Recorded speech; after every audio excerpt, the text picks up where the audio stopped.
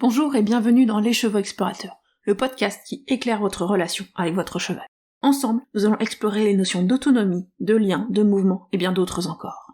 Moi, c'est Émilie, et je vous accompagne dans vos interrogations, dans la découverte de nouveaux chemins, et surtout dans la construction de la relation dont vous rêvez avec votre cheval. C'est parti!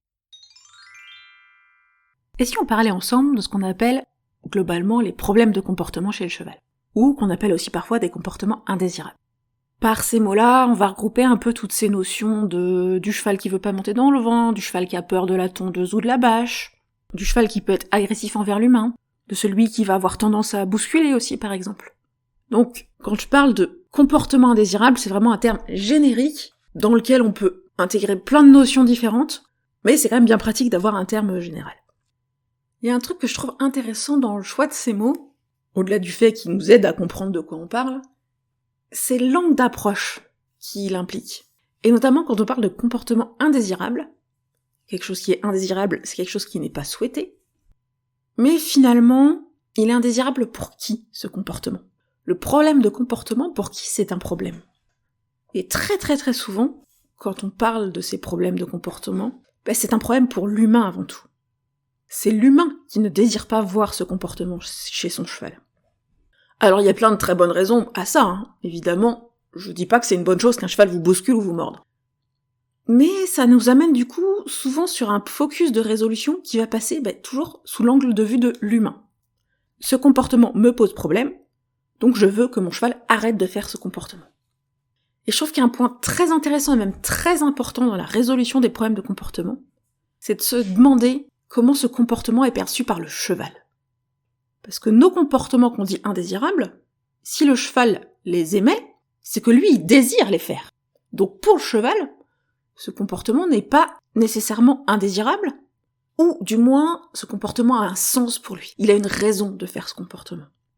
Je mets cette petite nuance parce qu'un cheval qui a peur ne désire pas avoir peur, donc il ne désire pas forcément émettre des comportements de peur, mais ce comportement est quand même là pour une très bonne raison.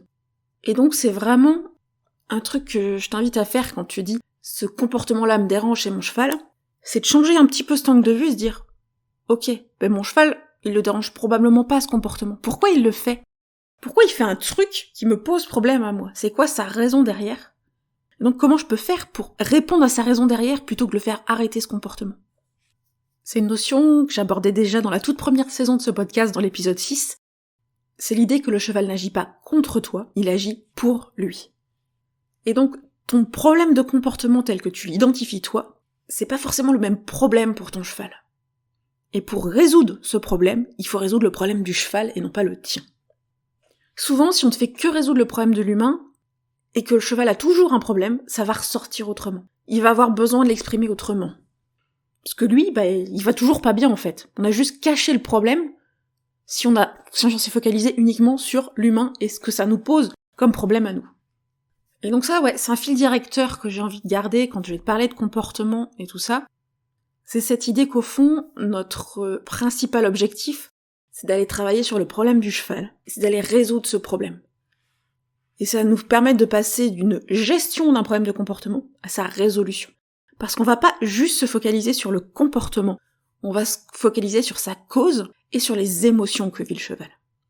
On va pas s'arrêter aux émotions que le cheval nous fait vivre, on va essayer de se dire mais pourquoi il se retrouve obligé de me faire vivre de telles émotions inconfortables ? Et quelles sont ces émotions inconfortables à lui ?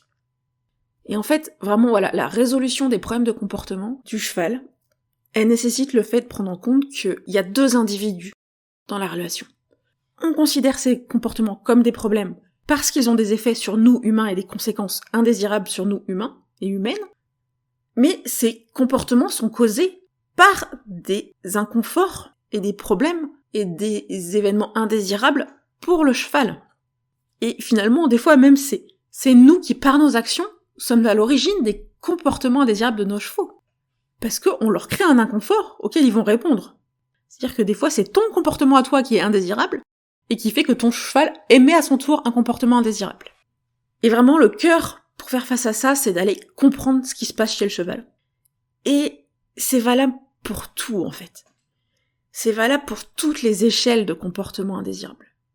Parce que on imagine tout de suite problème de comportement, on imagine très vite les choses très très fortes, très marquées. On pense au cheval qui se cabre, on pense au cheval qui mord, on pense au cheval qui bouscule, je l'ai déjà cité. Mais il y a plein de petits comportements aussi, qui peuvent être des comportements indésirables. Et que tu peux, toi, dire ouais, c'est pas grand chose, mais c'est un petit peu chiant quand même. Et t'as le droit aussi de t'intéresser à ce problème-là et de chercher comment le résoudre. Quand on parle de comportement, la même logique s'applique, peu importe l'échelle du comportement. Ça peut être juste vraiment ton cheval qui tourne toujours la tête quand tu lui amènes le licol, et que tu veux lui mettre le licol. Ça peut être un cheval qui veut pas te laisser le pied très longtemps. Ce sont des petites choses, on fait avec au quotidien. Mais c'est aussi un petit comportement indésirable, un petit comportement qui crée de l'inconfort chez l'humain. Et on peut aller voir qu'est-ce qui se passe chez le cheval pour qu'il émette ce comportement-là. Et donc on peut aussi travailler à les résoudre. Et donc la réflexion autour des problèmes de comportement, elle s'applique vraiment à toutes les échelles. Et s'y intéresser, finalement, ça t'amène à plus de confort dans le quotidien, au final, et c'est ce qu'on recherche avec nos chevaux. Donc globalement, face à un problème de comportement, la première question que je t'invite à te poser, c'est de te dire, est-ce que c'est un problème pour moi ou pour mon cheval? Et quel est le problème pour mon cheval? Pas seulement, quel est le problème pour moi? De façon à avoir un angle de résolution de ce problème qui réponde aux besoins de ton cheval. Et d'ailleurs, c'est pour ça que, quand on fait un bilan comportemental ensemble, le premier truc que je fais, c'est poser 15 000 questions pour essayer d'aller décortiquer un petit peu et de comprendre le problème du cheval, qu'est-ce qui lui arrive au cheval, et pas seulement qu'est-ce qui arrive à toi l'humaine, et comment ce comportement qui pose problème émerge chez le cheval et pourquoi.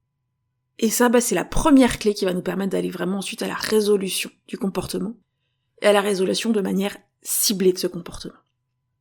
Donc si jamais tu vois un problème de comportement chez ton cheval, et que là t'es en train de te dire « ouais mais j'arrive pas à comprendre quel est le problème de mon cheval qui fait que ce comportement arrive », n'hésite pas à me contacter, je propose des accompagnements aussi à distance pour résoudre ensemble ces problèmes de comportement de ton cheval.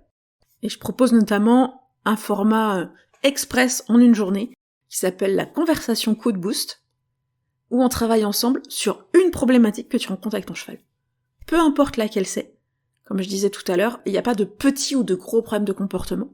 Ils sont peut-être plus ou moins intenses, ils sont peut-être un peu plus ou moins difficiles à gérer dans le quotidien, mais t'as le droit de vouloir résoudre n'importe quel problème que tu rencontres avec ton cheval.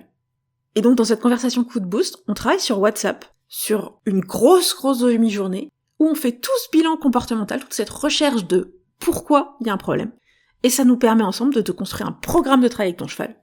Et tu peux même aller le tester pendant cet accompagnement avec ton cheval en direct. Et puis on échange après là-dessus. Si ça t'intéresse, le lien est dans la description de cet épisode.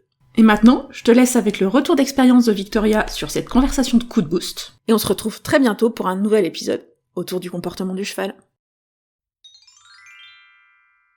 Alors moi j'ai beaucoup aimé parce que j'ai trouvé ça très intéressant d'avoir un autre point de vue que ceux qu'on m'a déjà donné sur mon travail ou sur la conception du R+. J'ai bien aimé aussi le fait que, bon déjà t'es une super écoute, enfin tu prends en compte le sentiment aussi de la cavalière et pas seulement du cheval et des problématiques du cheval. Et j'ai bien aimé aussi le retour sur, il y a peut-être des signaux que t'as pas vus, voici les signaux. Il y a quand même un certain accompagnement, que tu donnes aussi, plein de liens, plein de choses à aller voir, à aller regarder pour, approfondir, ses connaissances. Et surtout, qu'il y ait pas de jugement dans ce qu'on se dit. Voilà. Et voilà, c'est déjà fini pour aujourd'hui. Si cet épisode vous a plu, n'hésitez pas à le partager à vos amis qui pourraient être intéressés. Pour échanger avec moi et ne pas manquer les prochains épisodes, retrouvez-moi sur mon compte Instagram @leschevauxexplorateurs. Et si vous avez envie qu'on aille plus loin ensemble ou que vous souhaitez en savoir plus sur mes accompagnements individuels et mes programmes en ligne, n'hésitez pas à me contacter par mail ou à vous rendre sur mon site internet pour en savoir plus. Tous les liens sont en description de l'épisode. À très bientôt!